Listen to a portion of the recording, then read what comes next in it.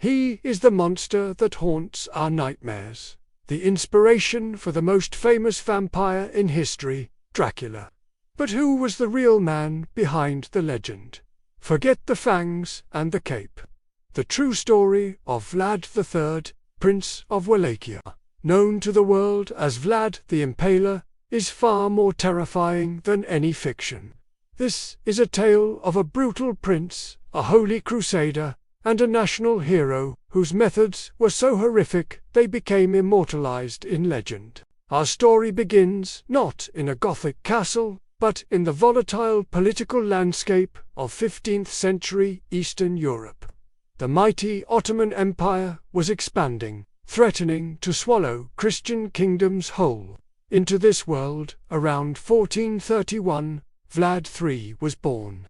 His father, Vlad II Dracula, was a member of a prestigious chivalric order, the Order of the Dragon. This order was created by the Holy Roman Emperor to defend Christianity against the Ottomans. The name Dracula meant the dragon, and young Vlad would later be known as Dracula, meaning son of the dragon, a fitting name for a man who would breathe fire on his enemies. Vlad's childhood was anything but ordinary. It was a harsh education in power, politics, and betrayal. At the tender age of 11, Vlad and his younger brother, Radu, were sent as political hostages to the court of the Ottoman Sultan, Murad II. This was a common practice to ensure his father's loyalty. For years, Vlad lived among his family's greatest enemies. He learned their language, their military tactics, and most importantly, their methods of control and punishment.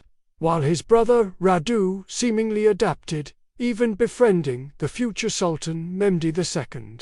Vlad grew to resent the Ottomans with a burning hatred. This period of captivity forged his iron will and planted the seeds of the ruthless ruler he would become. After his father and older brother were brutally assassinated by rival Wallachian nobles, or Boyars, Vlad's life became a relentless struggle for power. With Ottoman support, he briefly seized the throne in 1448 but was quickly forced out. It wasn't until 1456 that he finally secured his ancestral rule of Wallachia.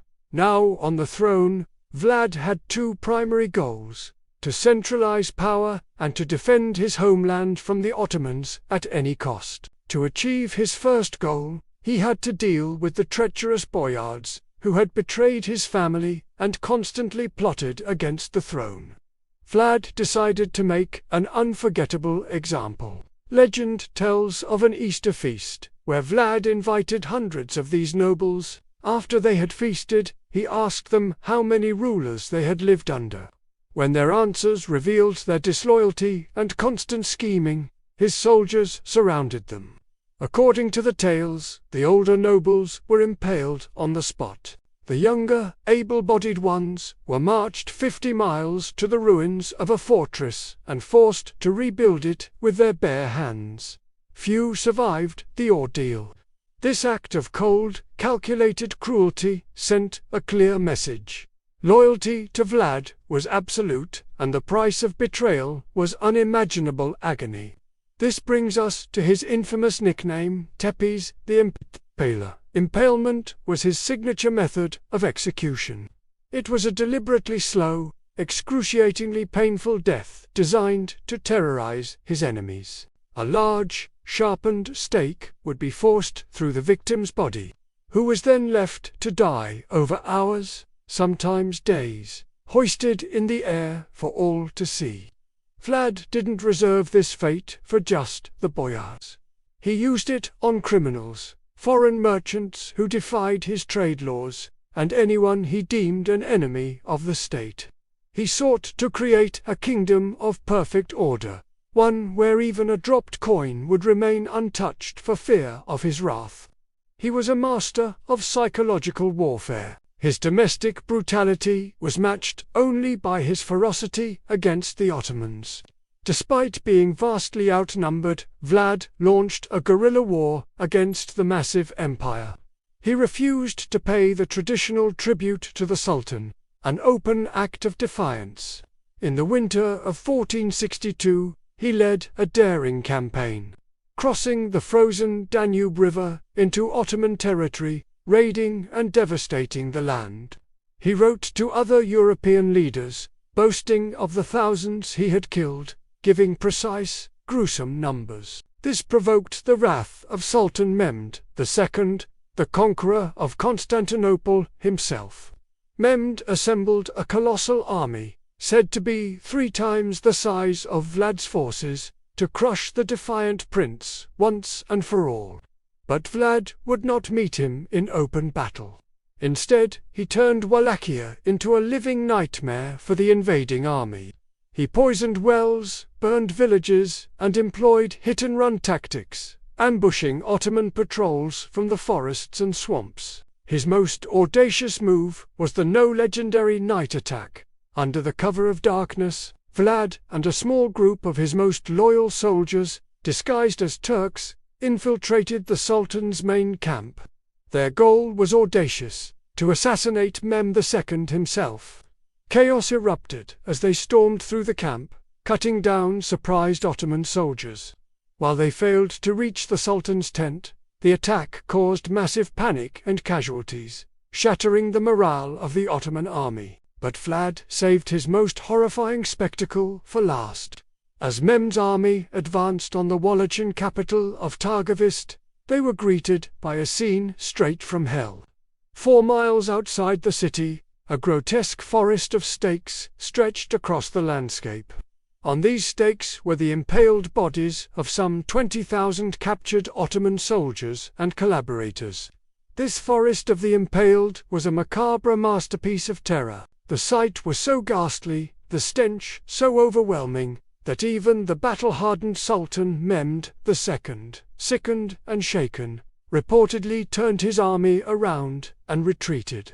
He had conquered cities and empires, but he was repulsed by this display of sheer, inhuman cruelty. Despite this psychological victory, Vlad's reign was doomed. His own brother, Radu the Handsome, backed by Ottoman forces and promising peace to the war-weary Boyars, turned against him.